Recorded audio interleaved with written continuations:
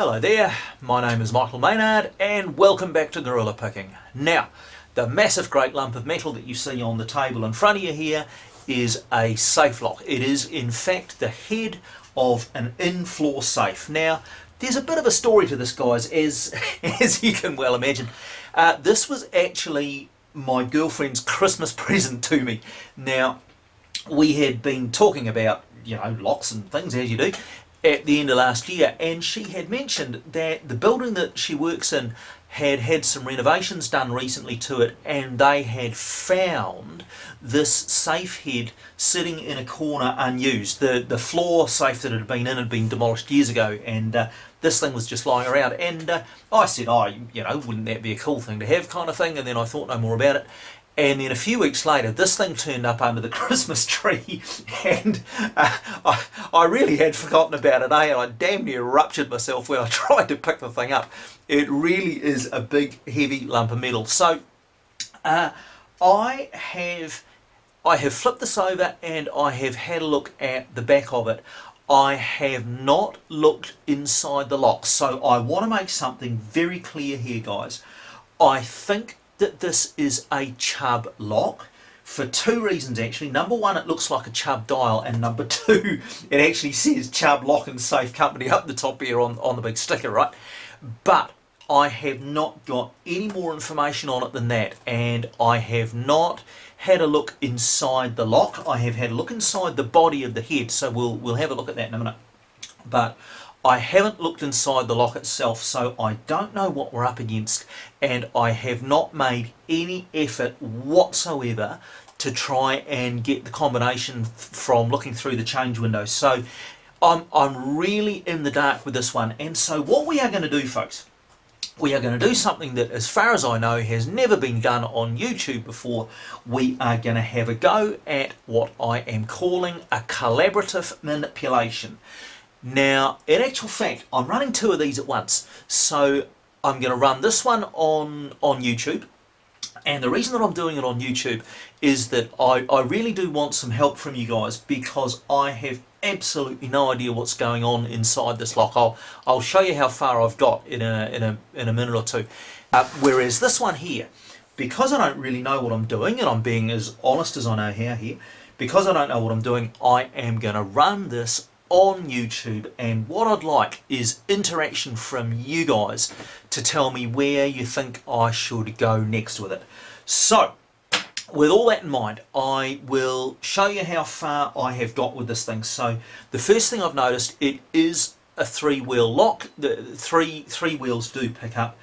Now, the dial actually feels really quite stiff. There is a lot of resistance in there, and it is not graunchy at all. It feels like it's really damped. So, you know how the Ingersoll padlocks with their little rubber damping thing kind of feel? It feels a little bit like that. So it feels like it's good quality, but the dial does feel quite stiff. Now, the other thing that I've found with it is that I can only find one contact point, and it's the right contact point. It's round about in here. Now I do need to zoom in for this as well. So the contact point is somewhere around here. Now you will see that there is this blank area between 0 and 100 here. So somewhere in here is where the contact points are clearly, and that's where all the action is on this thing. And I can't find a left contact point at all. The right contact point is really, really difficult to get right, but I think with a bit of practice I can do that one. I think with a bit of practice I can take some readings off of that right point. So my plan for this lock for a start is to go round all wheels left, and I know you guys in the trade do it at 2.5 increments. I'm going to do it at 2 number increments, all right? Because I've got all day for this, all right? I'm not on anybody's clock, so I can spend a bit of time. I'm going to go around this in 2 number increments. I'm going to take the right contact point at each of those because I can't find the left one. And then once I've done that, I will show you guys the graph. Now, the other issue that I've got when I'm doing this is that I've actually got no reference point here to take the contact point from. And I'm actually a little bit worried about that, and I don't quite know what to do with it. My only thought is just to put a pen stroke, so just a stroke with my pen there on the edge of the dial, and use that as my indicator. So what I'm actually thinking is I'll probably need 2 marks, all right? So I'll put them this far apart, divide that into tenths, and that will be what I use for my indications. So little bit of a learning curve for me too here, gents, I must confess. All right, now the only other thing I want to do is show you what I have seen in the back of the head. So we'll just lift the damn thing over. There is there is a hole for a change key there. Obviously there are screws on either side. Now, believe it or not, I'm horrified to say these screws actually look to me like wood screws. I can only hope that those were put in as an aftermarket thing. I genuinely really hope that this didn't come from the Chubb factory looking like that. But anyway, I really don't know for sure. So there's nothing really to see on the inside of that. We have got no markings on the lock itself at all. Excuse me. Apart from a standard wee sticker that says that you're not allowed to move the cover while you're changing the combination. That seems fair enough. I haven't undone these. I don't know what's inside here, alright, so there's no more that I can tell you about that.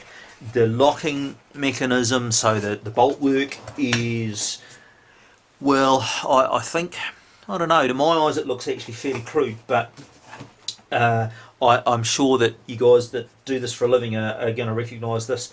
But we really do just have one bolt here that is being stopped from its retraction by the bolt of the lock. That is it.